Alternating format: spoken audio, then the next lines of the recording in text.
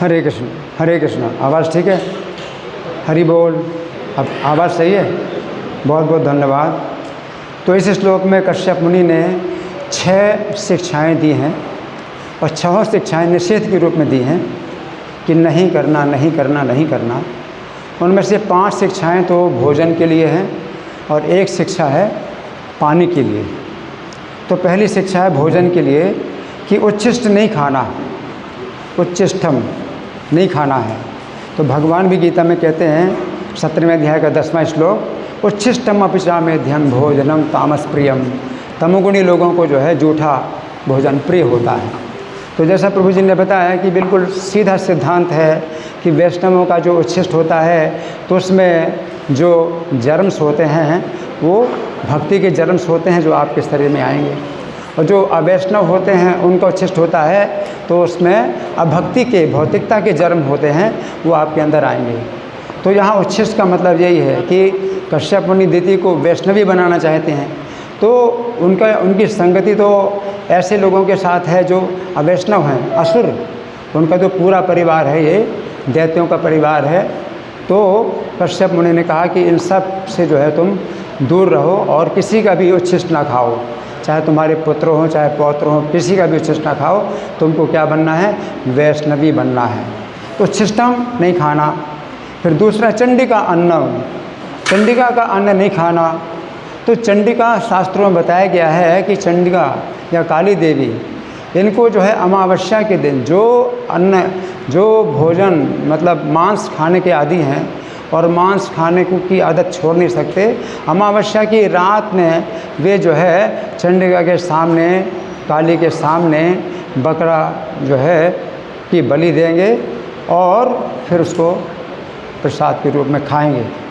तो बाकी दिन जो है नहीं है विधि कि चंडिका को जो है ये मांस का भोग लगाया जाए, लेकिन महीने के एक दिन उनको जो है जो बकरा उनके सामने ही मारा जाए और उनकी जो है उसका भोग लगाया जाए और खाया जाए। तो ये इतना दूषित है कि चंडिका का जो है भोग खाना ही नहीं। वैष्णव, चाहे आपको बुरा लगे, किसी को भी बुरा लगे, आप अगर वैष्णव बनते हैं तो फिर आप जो है मतलब बिल्कुल पक्के आप जो है मतलब हो जाइए इस मामले में कि कोई कहे कि अरे ये तो देवी का प्रसाद है, ये तो काली का प्रसाद है, ये तो बहुत शुद्ध है, ये है वो है। नहीं। तो कश्यप मुनि जो है जो स्पष्ट जो बात बता रहे हैं, ये तो बंगाल में क्या है, बहुत लोग सात्विक हैं और वो नहीं खाना चाहते, लेकिन जब उनके ऊपर फोर्स किया जाता है, अरे ये तो काली का प्रसाद है, ये तो चंडिका का प्रसाद है, मना कैसे करते हो, मना कैसे करते हो, तो उनको जो है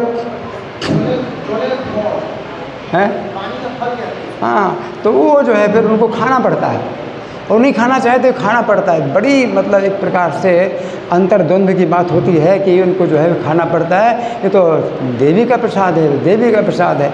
लेकिन वैष्णवों के लिए बिल्कुल कठोर, चाहे आप बुरे बन जाओ, सबकी नज़रों में बुरे बन जाओ, लेकिन आपको जो है चंडिका का प्रसाद, चाहे महीने में एक रात को जो है उनको जो है ये बकरा या जो है मांस भोजन कराया जाता है, तो उनका जो है प्रसाद बिल्कुल नहीं खाना है कठोरता से।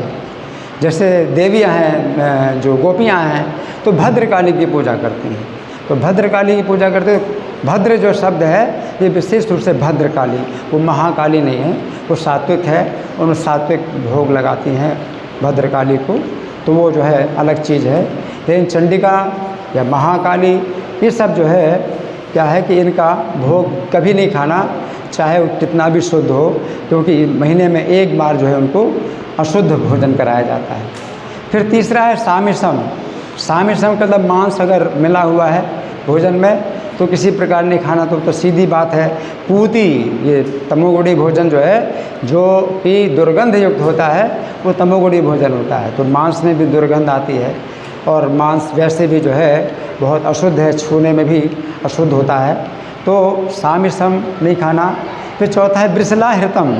तो ब्रिसला आहृतम का मतलब है कि शूद्राणी के द्वारा, ब्रिसला और ब्रिसल दोनों शब्द का प्रयोग हो सकता है कि शूद्र के द्वारा लाया हुआ या शूद्राणी के द्वारा लाया हुआ भोजन नहीं खाना। तो क्यों नहीं खाना?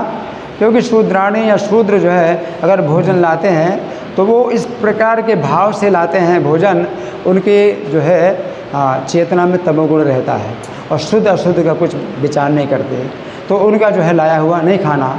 लेकिन अभी हम लोग जो भक्त लोग जो कि ब्राह्मण दीक्षा नहीं हुई है तो उनको शूद्र माना जाता है। तो शूद्रों के द्वारा परोसा हुआ भोजन जो भक्त हैं तो खाया जाता है, क्योंकि हरे कृष्ण मंत्र के द्वारा ये सब जो दोष है, शूद्र का जो दोष है वो दूर हो जाता है। तो कोई भी जो भक्त है जिसकी ब्राह्मण दीक्षा नहीं हुई और प्रसाद परोसने में उनको लगाया जाता है, तो ऐसा कुछ नहीं है भी जिनकी ब्राह्मण दीक्षा हुई वही प्रसाद परोसेंगे, नहीं, कोई भी भक्त प्रसाद परोस सकता है जिसकी दीक्षा हुई या नहीं हुई। फिर हरे कृष्ण मंत्र के द्वारा ये सब जो दोष हैं वो दूर हो जाते हैं। फिर पाँचवा है उदक्या दृष्टम। उदक्या माने कोई स्त्री जिसको कि मासिक धर्म चल रहा है तो 3 दिन के लिए अशुद्ध होती है, तो उसके द्वारा अगर देखा गया है भोजन तो उसको नहीं खाना चाहिए। तो वो भी जो है उस समय ये जो नियम था, इस समय वो भी नियम नहीं है, क्योंकि वो जो नियम था उस समय, तो उस समय स्त्रियों के दिमाग में, चेतना में वो विचार आता था कि उनके शरीर से खून का स्राव हो रहा है और जो भोजन देखती हैं तो वो अशुद्ध जो दृष्टि है उनकी पड़ जाती है। लेकिन अगर कोई माताजी हैं, अगर उनको मासिक धर्म हो रहा है तो अगर कुछ आवश्यकता पड़े तो जो है वो देख सकते हैं प्रसाद और दे सकते हैं। क्यों?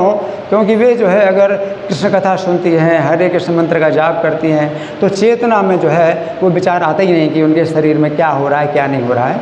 तो ऐसा कुछ अब वो नियम लागू नहीं होता। तो ये 5 नियम हैं भोजन के।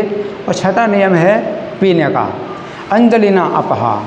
तो अपनी अंजलि से जो है पानी नहीं पीना। तो अंजलि से पानी नहीं पीना, इसका मतलब क्या है? क्योंकि कश्यप मुनि बता रहे हैं कि अपने शरीर को हमेशा शुद्ध रखना है।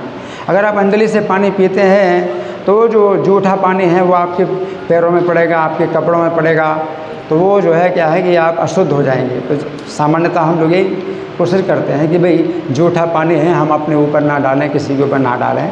तो उसमें क्या है कि अगर आप पानी जो है पीते हैं तो किसी बोतल से पानी पीते हैं या जो है बर्तन से पानी पीते हैं तो उसमें जो है मतलब ये अशुद्धि नहीं होती इस प्रकार की। लेकिन अंजलि से आप पानी पीते हैं तो किसी नदी में अगर पानी पीते हैं तो अंजलि से पानी पीते हैं तो नदी का पानी भी अशुद्ध होता है, सरोवर का पानी अशुद्ध होता है। तो सबसे अच्छा यही है कि अपना बर्तन उसमें ले जा कर के भर लो और फिर जो है अपना अलग से जा कर के पियो।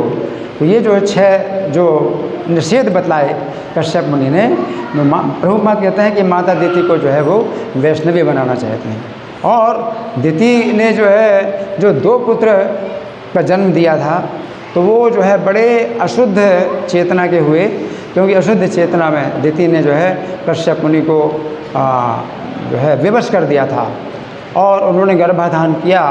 तो वो जो है 2 पुत्र हुए तो बड़े अशुद्ध चेतना के हुए। उसके बाद फिर जितना भी वंश दिति का है दैत्यों का वो सब अशुद्ध चेतना का है। अब कश्यप मुनि की योजना यह है कि दिति को कम से कम अब शुद्ध किया जाए और इसको वैष्णवी बनाया जाए, क्योंकि इंद्र को मारना चाहती है तो इंद्र को मारने का विचार ही दूर हो जाए। तो कश्यप मुनि ऐसी चाल चलते हैं कि तुम्हें सीधे नहीं बोल रहे कि तुम इंद्र को मारने का विचार छोड़ दो, लेकिन इस प्रकार के नियम बताते हैं कि दिति के दिमाग में जो है इंद्र को मारने का विचार दूर हो जाए। और वास्तव में फिर ऐसा ही हुआ कि जब दिति के जो है पुत्र गर्भ में था और इंद्र ने हत्या कर दी और फिर जो है इंद्र ने 49 जो है टुकड़े कर दिए और वो जो है जब पैदा हुए तो फिर इंद्र ने जो है दिति से क्षमा मांगी और माता दिति जो है इंद्र से क्षमा मांगने लगी। क्षमा करो, मैं तुमको मारना चाहती थी, इसलिए मैं तुम्हें ऐसा संतान पैदा करना चाहती तो जो तुमको मारे, अब क्षमा करो। तो कश्यप मुनि ने जो है 1 साल के नियम बता करके दिति को जो है इतना वैष्णव बना दिया कि उसे खुद ही बड़ी लज्जा आने लगी कि मैं इंद्र को क्यों मारना चाहती हूँ। तो ये भी चाल होती है भक्तों की कि वो जो है सीधे किसी बात के लिए मना नहीं करते, लेकिन कुछ इस घुमा घुमा करके इस तरह की बातें बताते हैं कि आपका जो दिमाग है वो बिल्कुल नफ़रत करने लगे कि आप ऐसा काम क्यों करना चाहते हैं। तो कश्यप मुनि की ये चाल है, ये शिक्षा के लिए बहुत बढ़िया है। हरि बोल।